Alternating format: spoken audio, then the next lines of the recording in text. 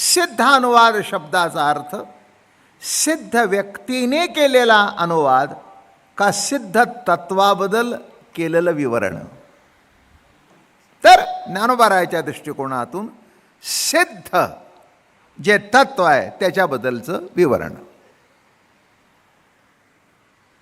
आणि काय सांगतायत, जे सिद्ध आहे ते सिद्ध करण्याची गरज नाही. म्हटलं तरी आहे आणि नाही म्हटलं तरी आहे, असं जे काही आहे ते सिद्ध तत्व आहे. आणि म्हणून या ठिकाणी म्हणाले, तरी ग्रंथ प्रस्ताव नगडे हे म्हणो पाहो, तरी सिद्धानुवाद लाहो आवडी करू. सिद्ध तत्वाचा अनुवाद अत्यंत आवडीने प्रेमाने आम्ही करत आहोत. आता का पड्यन्ते सदा तेची परी भोगी नवी नवी रुची, म्हणून हा उचितची अनुवाद सिद्ध. अहो पुन्हा पुन्हा पुन्हा पुन्हा पुन्हा पुन्हा पुन्हा पुन्हा तुम्ही तेच काय सांगताय. आज आपण 8-9 वर्ष जवळजवळ झाली अमृतानुभव चालू आहे. पहिल्यांदा प्रकृती पुरुषाच्या रूपाने मांडलं, शिवशक्तीच्या रूपाने मांडलं.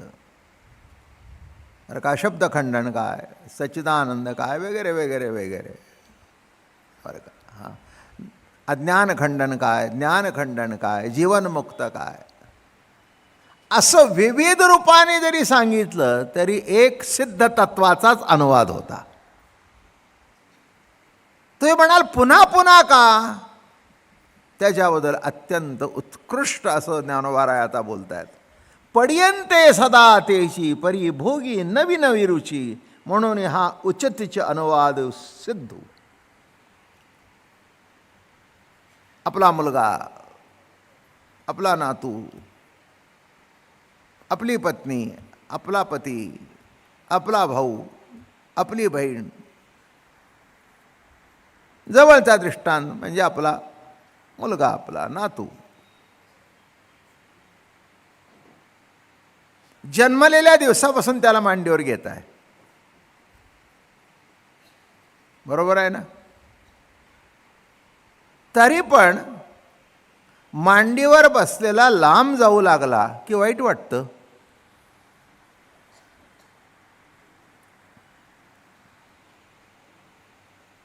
ही वस्तुस्थिती आहे, नाही का.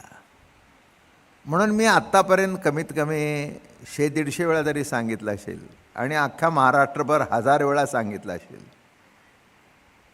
की जिथपर्यंत मुलं तुमच्या मांडीच्या खाली उतरण्याची ताकद प्राप्त होत नाही तिथपर्यंत मांडीवर बसून त्यांचे लाड करून घ्या. एकदा मांडीवरून खाली उतरल्यानंतर पुन्हा मांडी द्यायला सुद्धा शेवटी येतील का नाही येतील याची खात्री नाही. कशाला टाळ्या वाजवता. नाही म्हणजे मांडी द्यायला येणार नाही याला काही टाळ्या वाजवण्याचा भाग आहे का. हे टळलं तुमच्या जीवनामध्ये तर अमृतानुभव बरोबर. काय किती गंमत आहे बघा ज्ञानोबारायाच्या ओव्याची. तरी पण तो पळून जरी गेला तरी तो त्याला धरून लहानपणी मांडीवर बसवतो. काय त्याला गालगुच्चा घेतो. बायको म्हणाली, सकाळपासून मी बघते किती वेळा जवळ घेताय आणि किती वेळा, मग तुला कळत नाही का. म्हणाला, पड्यन्ते सदा तेची पडी भोगी नवी नवी रुची. त्याला जवळ घेण्यामध्ये, पुन्हा पुन्हा जवळ घेण्यामध्ये काय गोडी आहे, काय आवड आहे, ती लागल्याशिवाय आणि कळल्याशिवाय कळणार नाही. काय काय माणसं म्हणतात, आम्ही ज्ञानेश्वरी एकदा वाचली, बरं झालं उपकार केलाच माऊलीवर.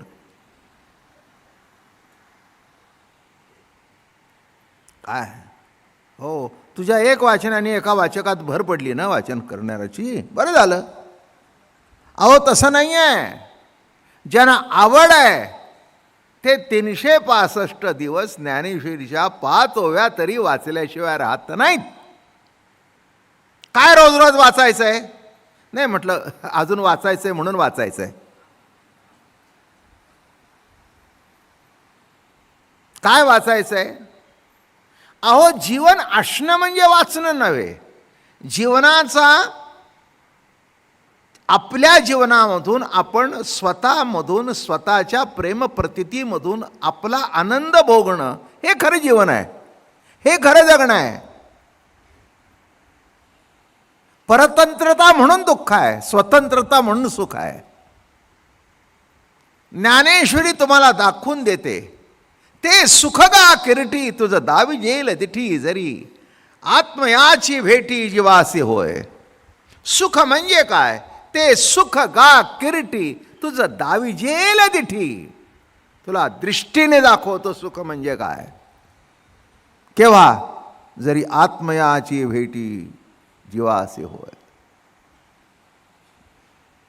कैक महिन्यांनी, कैक वर्षांनी बाप आणि मुलगा भेटतो.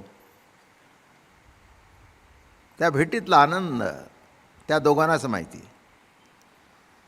बाकीचे लांबून बघत असतात, उतरला बरं का विमानातून, भेटला बरं का. तेच पुढे गेले, त्यांचा एकट्याचाच पास आहे.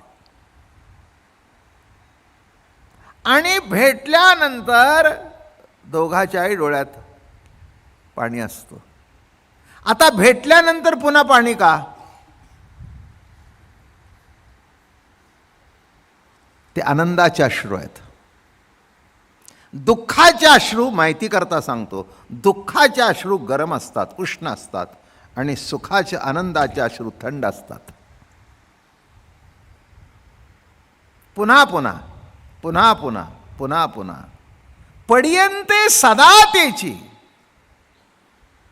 का? एखाद्या माणसाला आपण विसरू म्हटलं तरी विसरू शकत नाही, ज्याच्यावर अत्यंत प्रेम आहे. नाही विसरू शकत आपण. विसरायचं म्हटलं तरी विसरता येत नाही, नाही का?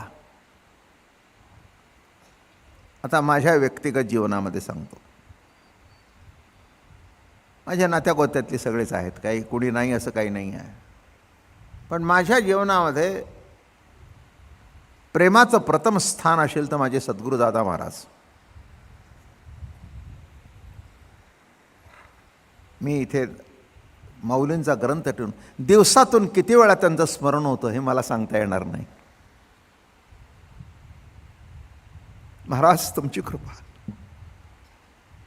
महाराज तुमचा आशीर्वाद, महाराज बघा याच्यातून कसं बाहेर निघायचं. आवर्जून स्मरण आहे का? नाही. पडियंते त्यांचाही तसाच माझ्यावर जीव होता, तसाच. काय म्हणजे आवर्जून नाही.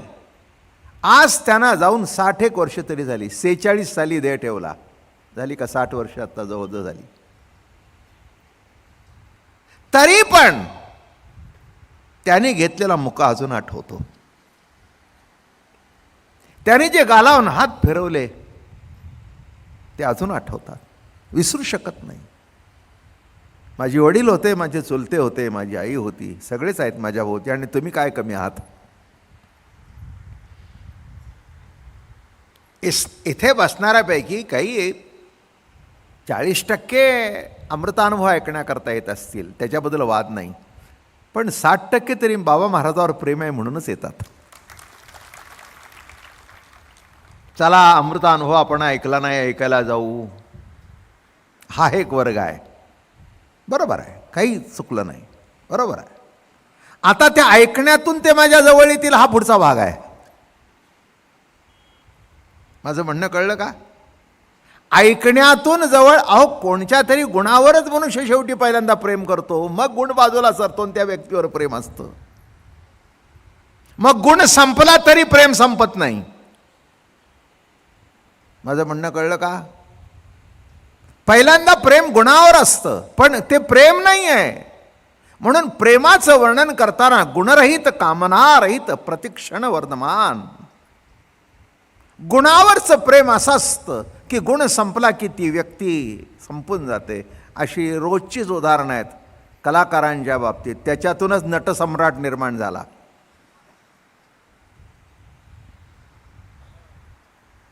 काय झालं सगळ्यांना माहिती आहे. प्रख्यात नाटक आहे, शिरवाडकरांनी लिहिलेलं, उत्कृष्ट. पोटची मुलगी आळ घेते की तुम्ही हार चोरला म्हणून. सांपत्तिक स्थिती बरी असते ना तेव्हा सर्वच जवळ येतात. म्हणून एक म्हण आहे, गुळाच्या ढेपीजवळ मुंगडे येतात. पण ढेप संपली की सगळेच लांब होतात. तसं गुण ही सुद्धा एक ढेप आहे. त्या गुणावर प्रेम करणारे आहेत, पण गुण संपला. याच्यातलं मोठं उदाहरण म्हणजे नारायणराव, राजहंस. असे अनेक कलाकार आहेत, अनेक कलाकार आहेत. ते त्यांच्या कलेवरचं प्रेम आहे, त्यांच्यावरचं नाही. माझं बोलणं कळलं का? पण कला जरी संपली तरी त्या व्यक्तीवरचं जे प्रेम अखंड प्रवाहित राहतं तेच खरं प्रेम असतं. म्हणून गुणरहित, गुणरहित. एकाने आपल्या पत्नीला विचारलं, का ग माझ्यात हा गुण नसता? अहो मी तुमच्या गुणाकडेच बघितलं नाही. तुम्ही प्रथम भेटला तेव्हा इतक्या आवडीने माझ्याकडे बघितलं, ते बघणंच माझ्या लक्षात आहे. आणि तुमचा गुण कळणे इतकी मी तरी कुठे मोठी आहे. तुमचा गुण कळणे इतकी मी कुठे मोठी आहे. मी तुमच्या गुणावर नाही प्रेम केलं. कारण का? तुमचा गुण काय हे तरी मला कळायला पाहिजे ना. तसं ज्ञानोबा राया, तुमचं काव्य काय, तुमची शब्दरचना काय, तुमची ओवी काय, हे कळणे इतके आम्ही कुठे मोठे आहोत. तसं मी माझ्या बाबतीत सांगतो, अजून दादा महाराज कळणे इतका सुद्धा मी मोठा झालो नाही. तुम्ही सदानंद मोरेची पुस्तकं बघा, किती वेळा तरी उल्लेख आहे. प्रेमबोध दादा महाराजांनी महाराष्ट्रात आणला. उलटी खूण सांगायला सुरुवात केली.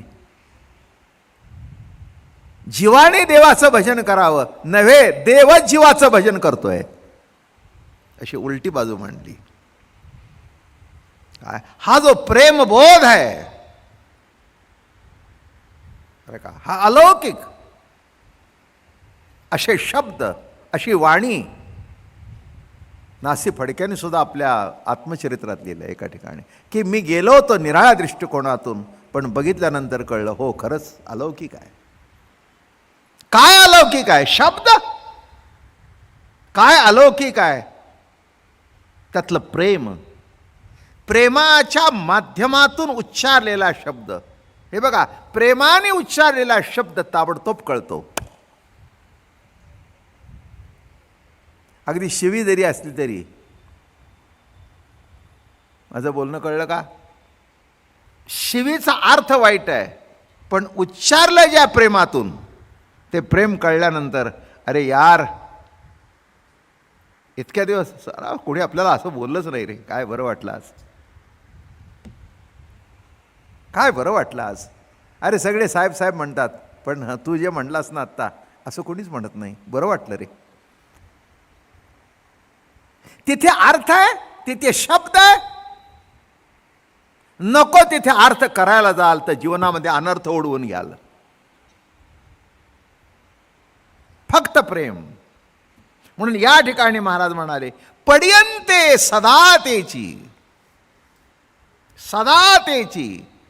इतकं पड्यन्ते, पड्यन्ते मानसी बहु असे, असे दुरी तेची जवळी वसे रया. 2 लक्ष सोम अंबरी, त्याचे गुण उमटती सागरी, तैसा संबंध ये शरीरी रया. पड्यन्ते मानसी, काय ज्ञानोबरायचा अभंग आहे बघा. 2 लक्ष सोम अंबरी, पण त्याचे गुण उमटती सागरी. चंद्र कुठे? 2 लक्ष सोम अंबरी, पण त्याच्यावर भरती आणि ओटी. 2 लक्ष सोमांबरी, त्याचे गुण उमटती सागरी, तैसा संबंध ये शरीरया. पड्यन्ते मानसी बहु असे, असे दुरी तेची जवळी वसेरया. जे दुरी आहे तेच जवळ आहे. आणि मला असं वाटतं काही काही टायमाला, जवळ असताना जेवढं जवळ नसतं तेवढं दुरी असताना जवळ असतं. म्हणून या ठिकाणी ज्ञानोबारायाचा समारोप करतात सगळ्या अमृतानुभवाचा, आणि अशी मोक्याच्या ठिकाणी उभी टाकली आहे बघा. पडियंते सदा तेची. कुठे स्मरण करावं लागतं? देवाचं स्मरण करावं लागतं. ज्याच्यावर प्रेम आहे त्याचं स्मरण करावं लागत नाही.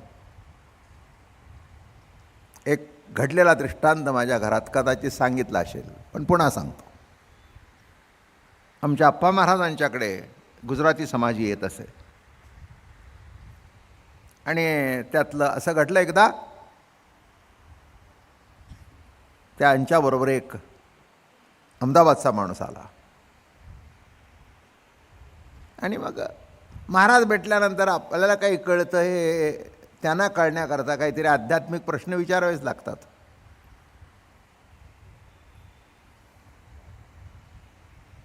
तेव्हा म्हणाला, अप्पा महाराज तुमचा प्रवचन लई चांगला झाला. मी तिथेच होतो. लई चांगला झाला, फार आवडला. बरं, आमच्या एक शंका आहे. ते म्हणले, काय आहे? ते म्हटले, देवाच्या पुढे आम्ही तास तास बसते पण आमचा मन लागत नाही.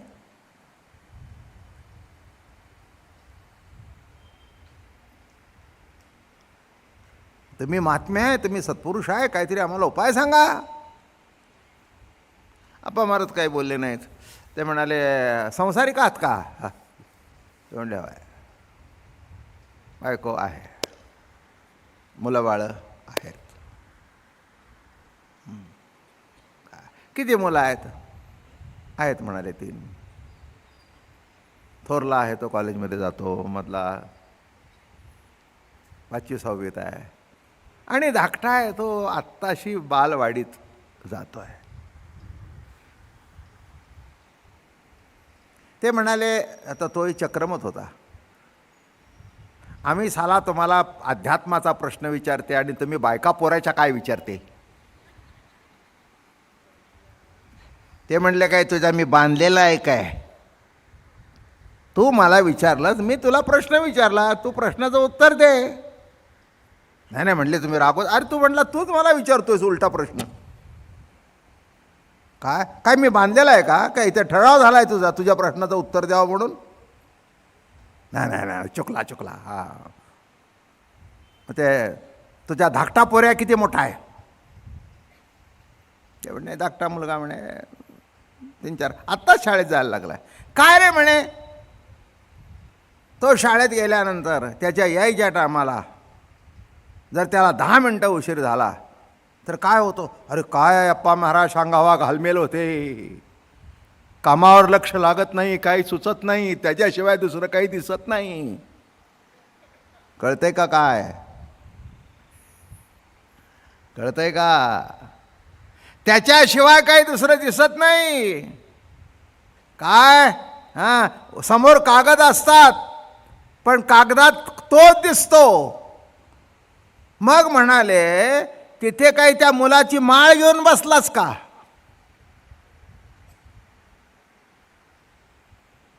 अहो म्हणले, माळ नाही, तो काय आता आमचा शेवटचा पोऱ्या आहे पण इतका गोड आहे, अहो काय सांगू, रात्रीसुद्धा माझ्या छातीवर झोपते, इतका माझ्यावर प्रेम करते. असं असं मग स्मरण करतोस? अहो म्हणला, काय स्मरण? शाळेत गेला तरी मी विसरू शकत नाही त्याला, इतकं प्रेम आहे. म्हणून प्रेमामध्ये विस्मरणच नसतं, म्हणून प्रेमामध्ये स्मरणसुद्धा नसतं. काय? हां, मग आता तुझ्या प्रश्नाचं उत्तर कळलं का? तुला पोर्या प्रिय आहे म्हणून स्मरण आहे, देव विधी आहे म्हणून मन लागत नाही. देव हा नेमावलीतला आहे की सकाळी उठल्यानंतर देवाचं स्मरण करावं म्हणून करतोयस, म्हणून करतोयस, आवड म्हणून नाही. काही काय मंडळी आमच्याकडे पुष्कळ येतात. महाराज मी अमक्या तमक्याचा मुलगा, मी आता वडिलांची वारी चालवायचं ठरवलं आहे. म्हटलं, चालवू नकोस वारी, वारी चाललेलीच आहे.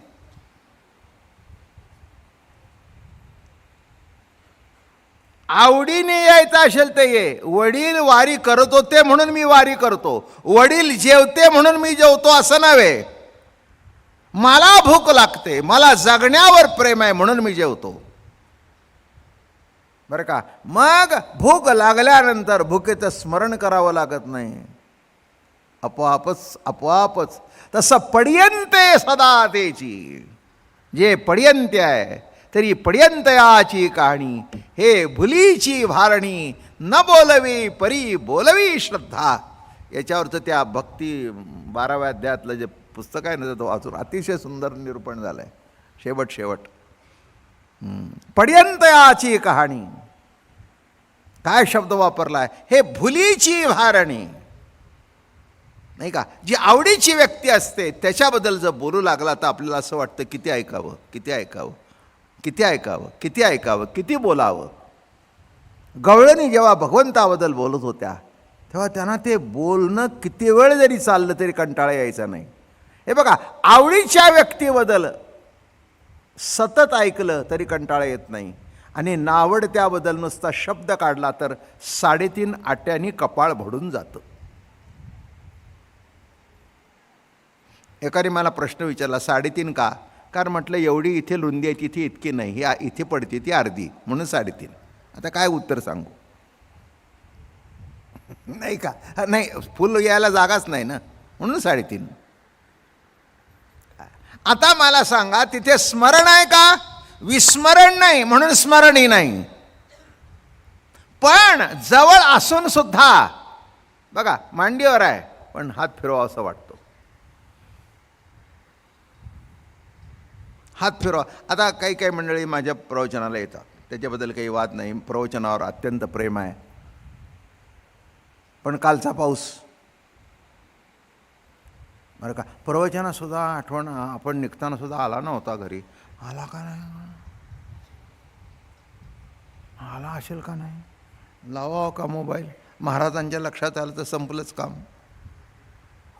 महाराज जरी काय बोलले नाही, ते शेजारी ते म्हणतील कुठे बसलाय, जरा बंद करा की, मग यायचा नव्हता काय. मग त्यावेळेला माझं प्रवचन जरी आवडत असलं तरी त्या बाळावर अत्यंत प्रेम असल्या कारणाने त्या बाळाचं स्मरण करावं लागत नाही, आपोआप होतं. तसं ज्ञानवाराय म्हणतायत, हे मी जो अमृतानुभव बोलतोय हे सहज प्रगट होत आहे, त्याच्यावर जीव असल्या कारणाने, त्याच्यावर प्रेम असल्या कारणाने सहज स्मरण. माझं बोलणं कळलं का? कशा करता सांगितलं, सहज सहज सहज. म्हणून महाराज म्हणाले, पड्यन्ते सदा तेची, म्हणून पड्यंतयाची कहाणी, हे भुलीची भारणी. मग भुलीची भारणी आहे, मग बोलता कसे? उत्तर दिलं, न बोलवी परी बोलवी श्रद्धा. या ज्ञानोबारायांनीच ओव्या लिहाव्यात. न बोलवी हा बोलण्याचा विषय नाही, पण त्यांची माझी त्यांच्यावरची जी श्रद्धा आहे ती श्रद्धा बोलते, मी बोलत नाही. न बोलवी परी बोलवी श्रद्धा. त्यांच्यावर असणारी जी श्रद्धा आहे ती श्रद्धाच माझ्याकडून ते बोलवून घेते. माझं बोलणं कळलं का? मग अशी आमच्या आजोबांचं सांगता सांगता गंमत म्हणून सांगतो, इतकं प्रेम होतं, असे जवळ घ्यायचे बरं का, जे सर्वांना दुर्मिळ होते. असे जरी प्रवचनाला बसलेले असले की नाही, तर आम्ही शाळेला जाताना जायचं, मुका घ्यायचा, आता हृदय आपुले, त्यांनी शिकवली म्हणा, आता हृदय आपुलेचा फाळणी आभले वरी बाई सौ पावले, असा मुका घ्यायचा निघून जायचं. संध्याकाळी वाट पाहत बसायचं, आणि 4 पायऱ्या आला की मुद्दाम पायऱ्या जोरात वाजवायची, त्यांना जाणीव व्हावी आम्ही आलो म्हणून. आला आला आला आला आला आला. आता कळतं, ज्या माणसावर लाखो माणसं प्रेम करत होती त्याचं आपल्यावर काय प्रेम होतं. साधू संतांचं सुद्धा प्रेम मिळण्याकरता, आणि आतासुद्धा मी आजोबा हा भाग निराळा आहे, पण ते माझे मायबाप आहेत, ते माझे गुरु आहेत. हे जे प्रगट होतं ते श्री गुरुकृपा काय नव्हे. मी मागे तुम्हाला सांगितलं ना की आमचे ज्ञानराज्य नारडे बरं का. असेच मुंबईला सरदार मेंढऱ्यांच्या बरोबर ते यायचे, त्यांच्या वाड्यात राहायचे ते. सरदार मेंढरे प्रवचनाला यायचे आणि त्यांच्याबरोबर ते यायचे. एक दिवस आम्ही असं गेल्यावर त्यांनी असा मुका घेतला. एक कुश्चित तिथे बसला होता. काय म्हणाला, दादा महाराज एवढी प्रवचनं करता पण अजून नातवाचा मुका घेता. म्हणजे त्याला म्हणायचं अजून मोह सुटला नाही. आता दादा महाराजच ते हसले. ते म्हणाले, तुमचं बरोबर आहे, तुम्हाला दिसलं ते बरोबर आहे, पण जे वाटतं तसं नाही आहे. मी माझ्या नातवाचा मुका घेतला नाही, माझ्या मुखातली ज्ञानेश्वरी त्याच्या मुखात घातली. खलास. म्हणून ही त्यांनी जी मुखात ज्ञानेश्वरी घातली आहे ते इथे प्रवचन चालू आहे. मी मुखाच आहे. माझं बोलणं कळलं का? मी काही बोलतच नाही, हे वास्तव्य सांगतोय, दुसरं काही कथा. हा माझ्या जीवनातला अनुभव आहे, नाही का. जसं खिरापतीच्या अभंगामध्ये म्हटलंय, मुखा माझी मुख घालितो देव. मोठ्या कौतुकाने या ठिकाणी महाराज सांगतायत की पड्यन्ते सदा तेची, पड्यन्ते मानसी बहु असे. सतत स्मरण, विस्मरण कधीच नाही, विस्मरण कधीच लागत नाही. म्हणून पुन्हा एकदा सांगतो, ज्याचं विस्मरण आहे त्याचं स्मरण करावं लागतं. अजून सांगू, तुम्ही प्रभूवर किती प्रेम करता हे मला माहिती नाही, पण प्रभूचं तुमच्यावर इतकं प्रेम आहे. कशावर, कशावरून? तो तुम्हाला विसरला नाही, याच्यावरून विसरला नाही. कशावरून? तुम्ही तुमच्या पायाने चालत आला हे त्याचं प्रमाण. म्हणजे तुम्हाला प्रभूचं स्मरण नाही, पण प्रभूला तुमचं विस्मरण नाही. कोण कोणावर प्रेम करतो? किंबहुना पंडुसुता मज आत्मयाची प्रसन्नता. आत्म्याची प्रसन्नता. आत्माच प्रेम करू शकतो, प्रभू जीवावर प्रेम करू शकतो. एक लक्षात ठेवा, आई जेवढी आपल्या बाळावर प्रेम करू शकते तेवढे बाळ आपल्या आईवर प्रेम करू शकत नाही.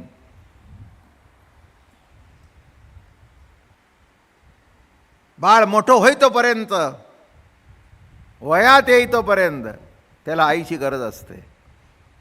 बरोबर आहे ना. आणि एकदा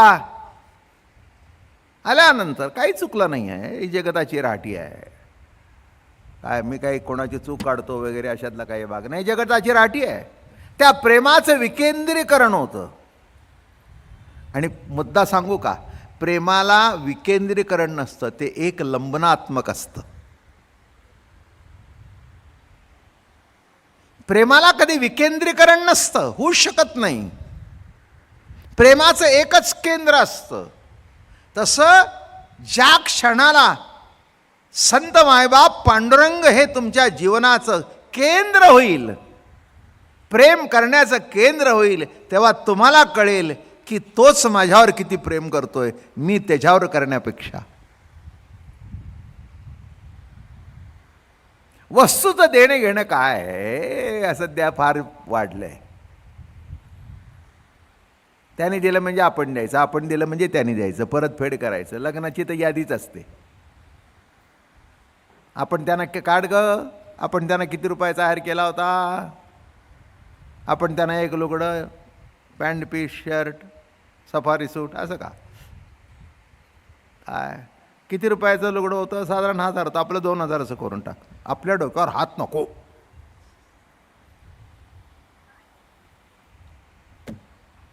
कळलं का? दुसऱ्या एका लग्नाला जायचं होतं. बायको म्हणली आहेर काय घ्यायचा? ते म्हणले आहेर काहीच घ्यायचं नाही. आपण म्हणले त्याने तर खूप केला होता. तुला कोणी सांगितलं त्याने केला म्हणजे मी करावा? आणि तुला काय वाईट वाटतंय?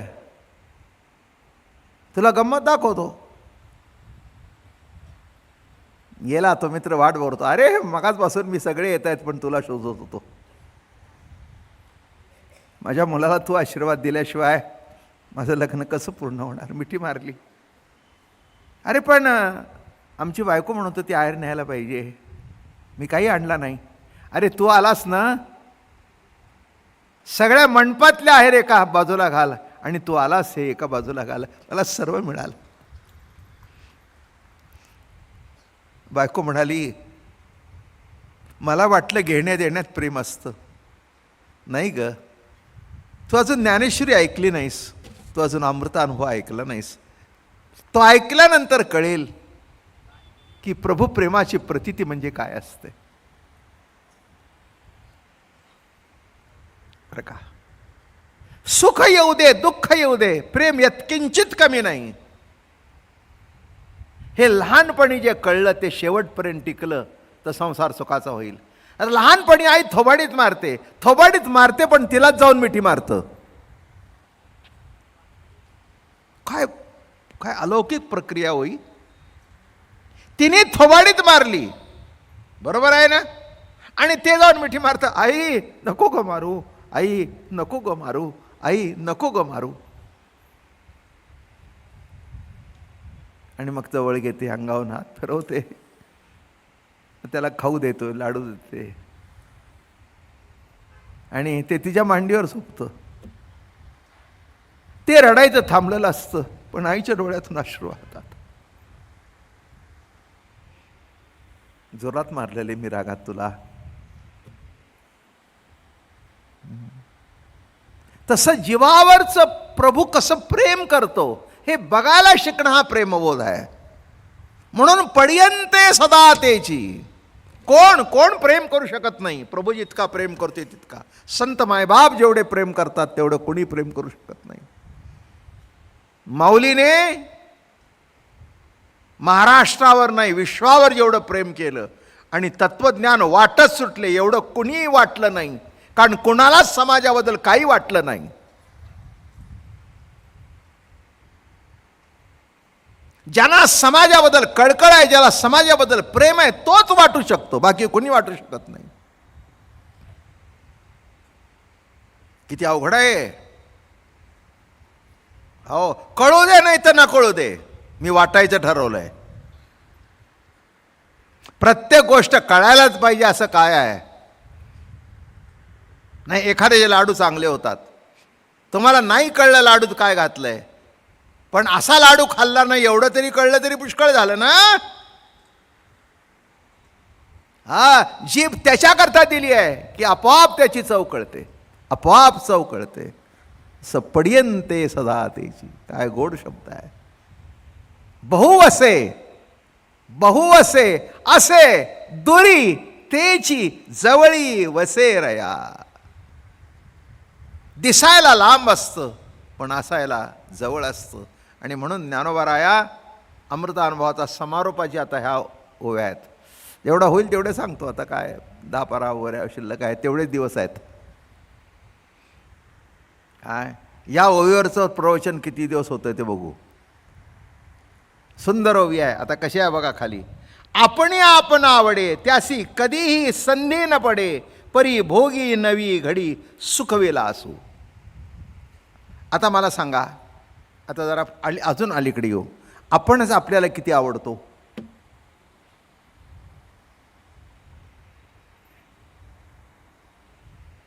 आता अजून जवळ दृष्टांत आला.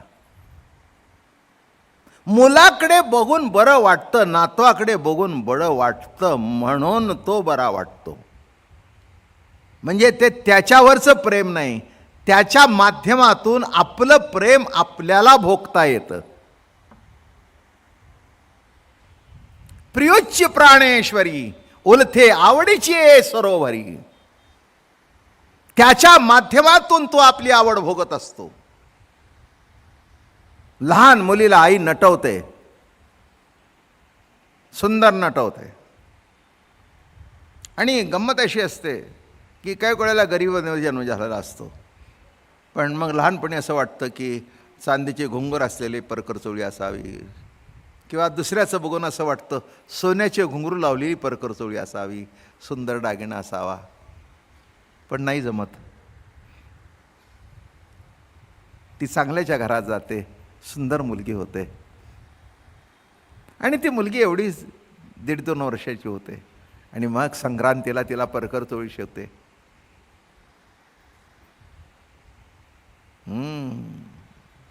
रेशमी परकर चोळी, त्याला असे घुंगरू बिंगरू लावते, तिला सुंदर नटवते, अशी अशी करते, माझी छकुली ग, माझी लाडकी ग,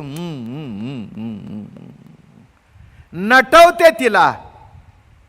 तिला त्याची किंमत सुद्धा कळत नाही त्या बाळाला. सोन्या, मी बघा तुझ्याकरता परकरकुळी कशी आली. नाही, हिची लहानपणची आवड तिच्यावर घालून उलथी भोगली. नटवले तिला, पण आनंद झाला हिला. तसं नटलेला असतो जीव आणि आनंद होतो प्रभूला. ही सर्व सृष्टी, म्हणून मी म्हटलं whole universe is a living art. Whole universe, संपूर्ण जग बघितलं तर प्रभू प्रेमाचं लिव्हिंग आर्ट आहे.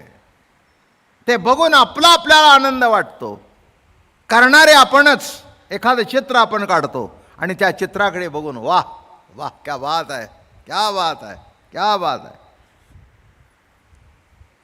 प्रवचन मस्तच होत असतात. तुम्हाला आवडो नाही तर न आवडो, मी त्याचा काही विचार करत नाही. आणि येत आहे त्या अर्थी आवडतात म्हणून येत आहे, नाही का. हे साधं गोष्ट आहे. पण गाडीत जाताना सुद्धा मी आईसाहेबाला किंवा काय कसं काय झालं प्रवचन आमचं, काय मग ह्या म्हणतात अहो काय विचारायची गोष्ट आहे का, काय काय. अरे तरी पण कसं झालं काय म्हटलं मी, हे माझं मला माहिती आहे म्हणून विचारतो मी. कळलं का तुम्हाला. आता त्यांनी होय म्हटल्यानंतर त्यांच्या मुखातून चांगलं झालं हे ऐकून मी माझी आवड भोगतोय. माझं बोलणं कळलं का. त्यांच्या मुखातून ऐकून मी माझी आवड बोलतोय. कळलं का तुम्हाला. तसं इथे जे प्रवचन चाललंय ते तुम्ही जरी असला तरी मी माझी आवड भोगतोय म्हणून 32 वर्ष चालू आहे, नाही तर केव्हाच बंद पडलं असतं. माझं बोलणं कळलं का. माझी आवड मला जिथपर्यंत मिळते आणि शरीर जिथपर्यंत साथ देतं आहे तिथपर्यंत करणार. आणि शेवटी काय आहे, किती जरी असलं तरी तुकोबाराचं एक प्रमाण आहे, कथेची सामुग्री देह अवसानावरी, नको जाऊ देऊ भंगा, गात्रे माझी पांडुरंगा. काय मागणं मागितलंय, काय मागणं मागितलंय. अरे पांडुरंगा, कथेची सामुग्री देह अवसानावरी. कथेची सामुग्री म्हणजे देह उत्तम राहणं, आणि तो जर नसेल तर संपलं. महाराज उभं राहून कीर्तन करायचे, नाचून नाचून कीर्तन करायचे, आणि थकल्यावर काय म्हणायचे माहिती आहे का, अरे थकू दे, पुन्हा येतो, तरुण होऊन येतो नाचायला. काय आवड. मी काही जाणारा नाही, फक्त शरीर थकलं म्हणून नवीन शरीर घेऊन येतो प्रभूचं भजन करण्याकरता. एक एक शब्द विचार करा म्हणजे तुम्हाला कळेल काय आवड आहे. जीवनावर नुसतं प्रेम नाही, ज्या जीवनामध्ये ज्ञानोबा तुकोबाचं वाङ्मय भेटलं, ज्या जीवनामध्ये पांडुरंगाचं दर्शन घडलं, त्या जीवनावर नाही प्रेम करावं तर कशावर प्रेम करावं. म्हणून कुणी कुणावर प्रेम करत नाही, फक्त प्रेम करण्याकरता कोणतरी समोर माध्यम लागतं, त्याच्यातून उलथी आवडी बघतो, नाही का. आपल्यापेक्षा आपली मुलगी जास्ती शिकली तर तुम्हाला दुःख व्हायला पाहिजे, पण आनंद होतो ना. का का का तुमची शिक्षणाची आवड अपुरी राहिली काही कारणामुळे, लग्न लवकर झालं, घरची परिस्थिती नव्हती, पण मुलगी शिकल्यानंतर आमची मुलगी वाह वाह वाह शिकली, ती डिग्री मिळाली तिला, पण ही गावभर सांगत सुटली. ती मुलगी शेजारी होती, म्हणली आई तुला काही कळतं का नाही, अगं माझ्यासारखे बरेच पास झाले, होऊ दे ना, तुला काय करायचं आहे, तू गप्पास, तू गप्पास, मला माझा आनंद भोगू दे. अगं माझ्यासारखे 1000 होऊ नये का, पण त्यात एक माझी तू आहेस. काय आनंद आहे, काय आनंद आहे. काय हे बोलण्यामध्ये काय प्रकट होतं, प्रेमच प्रेमच प्रेमच. म्हणून महाराज म्हणाले आपण आवडे, आपलं आपल्यावर किती प्रेम आहे म्हणून जगावं असं वाटतं. नाही तुम्ही जगत नाही, तुमच्या प्रेमाने तुम्हाला जगवलं आहे. तुमच्यावरचं जे प्रेम आहे त्यामुळे तुम्ही जगलाय. ज्या दिवशी तुमच्यावरचं प्रेम संपेल त्या दिवशी आत्महत्या कराल. जगण्यावर प्रेम असेल तोपर्यंत शेवटच्या श्वासापर्यंत जगण्याचा प्रयत्न करतो, आणि प्रेम नसेल तर हाताने गळफास लावून घेतो. बरोबर आहे ना? जीवनावर जाऊ दे म्हणाला, कर्ज होऊ दे, काही होऊ दे, पण असा मरणार नाही. लढीन वाटेल ते प्रसंग येऊ दे, हरणार नाही. माझं बोलणं कळलं का? ज्याचं जगण्यावर प्रेम आहे, बरं का, ज्याचं जगण्यावर प्रेम आहे तो असा मागे सरत नाही. म्हणून महाराज म्हणाले, आत्ता जरी थकलो तरी पुढचा जन्म वैष्णवांच्या घरात घेऊन येतो. नाचून नाचून वारी करतो, नाचून नाचून कीर्तन करतो. बरं का? म्हणून या ठिकाणी म्हणाले, आपण आवडे त्यासी कधी संधी न पडे. आपल्यावरचं जे प्रेम आहे त्या प्रेमामध्ये कधीही संधी पडत नाही. आपल्याकरता आपलं बायकोवर प्रेम असतं, बायकोवर प्रेम नसतं. आपल्याकरता तिच्यावर असतं. मुलावर प्रेम नसतं, आपलं करता मुलावर प्रेम असतं. म्हणून पहिलं प्रेम आपण पेची आपण पया. प्रकाशित से धनंजया, काय बहु बोलो जया नाही तुझे. कुणाचं कुणावर प्रेम आहे? आपलंच आपल्यावर प्रेम आहे. आणि आपण जेवढं आपल्यावर प्रेम करतो तेवढं कुणावरच करत नाही. आपण आपल्यावर प्रेम म्हणजे आत्मसत्ताच आत्मसत्तेवर प्रेम करते. आत्मसत्ताच आत्मसत्तेवर प्रेम करते. त्यासी कधी संधी यत्किंचित संधी पडत नाही. परी भोगी नवा घडे सुखविलासू. पण प्रत्येक वाक्यातून नवीन गोडी भोगतो. नवीन गोडी, नवीन आवड. आज आता 82च्या उंबरठ्यावर उभा आहे. 3-4 महिन्यात येईन 82मध्ये. सुंदरते ध्यान आयुष्यभर म्हणतोय, पण हातात वीणा घेऊन रामकृष्ण हरीने सुंदरेचे ध्यान म्हटलं की प्रत्येक सुंदरचे ध्यान मला नवीनच वाटतो. विण्यावर बोट टाकलं आणि रामकृष्ण हरी सुरू झालं. काय आनंद की जणू काय आजच म्हणतोय. काय ह्याच्याबद्दल पुष्कळ लिहून आले, काही सांगायची गरज नाही. बरं का? नवीन वीणा असा सुंदर लागला की नाही, आणि बोट टाकलं, हरी स्वर लागला आणि पहिला असा षड्ज लागला की वा. काय रामकृष्ण हरी पहिल्यांदा म्हटलं? नवे पडियंते सदा. आवडीचा आहे, पुन्हा तेच. मोठेपणा वगैरे काही नाही. तुम्हाला कसा अर्थ काढायचा असा घ्या. मी मागे आपल्याला सांगितलं होतं नसलं ह्या उत्सवात, मला माहिती नाही, पण केव्हा तरी सांगितलं असेल. अनंतराव आठवले,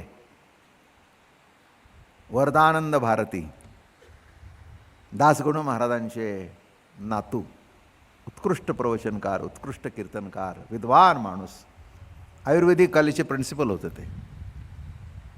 आणि मग कीर्तन सुंदर करू लागले. त्यांनी पुस्तकं वगैरे खूप लिहिली. विद्वानच माणूस, संस्कृतचा गाढा अभ्यास. वाना उत्पातांचे गुरु ते इतके मोठे होते. या सगळ्यांनी त्यांना गुरुस्थानी मानलं होतं. त्याने उत्तर आयुष्यामध्ये उत्तर काशीला जाऊन संन्यास घेतला. पण गंमत सांगतो त्या रामकृष्ण हरीची. त्यांचे एक शिष्य होते डोंबोलीला, हिरूर म्हणून. त्यांना सांगितलं, हिरूर मला एक काम कर, 1 तासाची फक्त रामकृष्ण हरीजी महाराजांची कॅसेट करून आणून दे. आणि 7 दिवस ती कॅसेट लावायची आणि ऐकत बसायचे. डोळ्याला धार असायची. मी माझ्या कॅसेटचं सांगत नाही किंवा पडियंते पुन्हा ती कॅसेट जुनी झाली तर पुन्हा दुसरी मागून घेतली. कुणाला काय भेटेल. आणि एक सांगतो, रामकृष्ण हरी जपातून आनंद भेटणं हे देवाने दिलेला महान आशीर्वाद आहे. इतर संगीतातला आनंद निराळा आहे आणि नामस्मरणातला आनंद निराळा आहे. नामस्मरणातला आनंद हा प्रभूचा प्रसाद आहे. आणि शेवटी देहसुद्धा तिथेच सोडला. कॅसेट चालूच होती. काय मंत्रात ताकद आहे. एकदा एखाद्या गोष्टीची आवड जडली की ती अशी पुसून काढता येत नाही, पुसून काढता येत नाही. म्हणून नवी आवडी. आज कीर्तन केलं म्हणून उद्या रामकृष्णारी जुना झाला असा नव्हे. विणा लागून बोट टाकलं की असा वाटतं वा केव्हा केव्हा म्हणावं. माझं बोलणं कळलं का? किती वेळ म्हणावं. एकाने मला विचारलं, तुमचा रामकृष्णारे लांबतो. म्हटलं लांबतो तर येऊ नको ना, तुला काय लांबवायचं ते लांबत बस. अहो साधं भांडण कुठे मागे घ्यावं हे कळत नाही. आणि काय रामकृष्ण अरे, अरे जितका रामकृष्ण अरे लांबत जाईल तितकं तुमचं आयुष्य परिपूर्ण होईल. ही प्रवचनं, ही कथा, हे कीर्तन कशा करताय? त्या रामकृष्ण हरीमध्ये तुम्ही एकरूप व्हावं एवढ्या करताय. माझं बोलणं कळलं का? त्या रामकृष्ण हरीमध्ये तुम्ही एकरूप व्हावं. जय जय राम कृष्ण हरी, जय जय राम कृष्ण हरी, जय जय राम कृष्ण हरी, जय जय राम कृष्ण हरी. एकरूप व्हावं, एकरूप व्हावं. मग किती वेळा म्हणावं? किती वेळा याला महत्त्व नाही. प्रेम किती वेळा करावं, किती करावं, ज्याला मोजमाप नाही. म्हणून त्याला अनिर्वचनीय म्हटलं.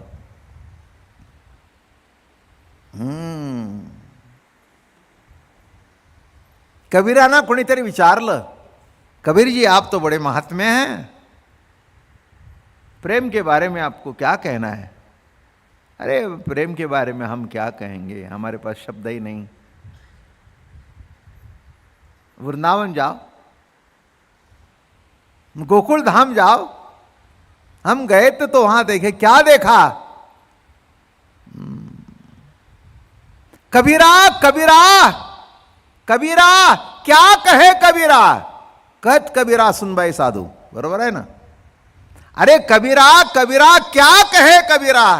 एक एक गोपी के प्राण में बह गए कोटि कबीर.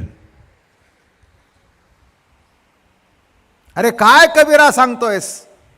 एक एक गोपीच्या चरणावर आमच्यासारख्यांचे आयुष्य वाळून टाकावे. काय प्रेम, काय प्रेम. असं बघितलं नाही. नारदानी सुद्धा नारद भक्तिसूत्रामध्ये प्रेम कुणासारखं तर गोपीसारखं असंच वर्णन केलं. कुणासारखं. म्हणून या ठिकाणी म्हणाले, नवे घडे सुखविलासू आपुली आवडी जीवी तेची गंध पुष्पादी व्हावी पुढे करोनी भोगवी आपण आपण. आपली आवडच त्या गंध पुष्पाच्या, म्हणजे हे 5 विषय आहेत. शब्द स्पर्श रूप रसगंध, हे 5 विषय आहेत. त्या 5 विषयाच्या माध्यमातून आपण आपलीच गोडी भोगत असतो, आपलीच आवड भोगत असतो.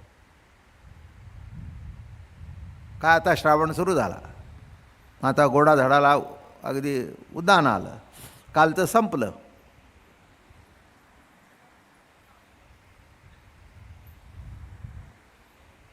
इथे तसे कोणी साजरी करून आलेले नाहीत असं मी गृहीत धरतो. नाव तरी काय आहे, गटरामोशा. संपली ती. त्याचं काही चुकीचं नाही आहे. ते इतके बेभान होतात की ते त्याच्यात पडतात गटरात. तेव्हा आपल्याला काही त्याच्याबद्दल काही करायचं नाही, कुठेही पडू दे, बरं का. काय आपल्याला करायचं आहे. पण तशी समाधी नाही, कळलं? हां, प्रेम ही चीज निराळी आहे. अरे त्या वस्तू तर आपण आपली आवड भोगत असतो. काय बायकोला सांगितलं, आज श्रावण चालू आहे, तर असं कर ना, जरा मस्तपैकी पुरणपोळी कर, मस्तपैकी श्रीखंड कर. काय अगं ते बाजारात मिळते ते तुपाची जिलेबी चांगली नसते, साजूक तुपाची कर. मग खाल्ली, आहा क्या वा वा वा. कोणाला वा, कोणाला वा. त्या जिलेबीच्या माध्यमातून त्याच्या आतमध्ये जी आवड होती, जिलेबी हे माध्यम झालं आणि जिलेबीच्या माध्यमातून रसविषयाचा आनंद लुटला. वा वा. कशाचा आवड. इथे माझं प्रवचन ऐकत नाही तुम्ही, माझ्या माध्यमातून तुम्ही तुमची अध्यात्माची आवड परिपूर्ण करून घेताय. तुमचीच आवड, माझं काही नाही. आणि ती पूर्ण होते म्हणून येत आहे, कळलं? आणि मला सांगून पूर्णता भेटत आहे म्हणून मी पूर्ण करत आहे. पुंडलिक वरदे हरी विठ्ठल, श्री ज्ञानदेव तुकाराम विठ्ठला विठ्ठला विठ्ठला विठ्ठला विठ्ठला विठ्ठला विठ्ठला विठ्ठल. पुंडलिका वरदे हरी विठ्ठल, श्री ज्ञानदेव तुकाराम ज्ञानेश्वर तुकाराम महाराज की जय.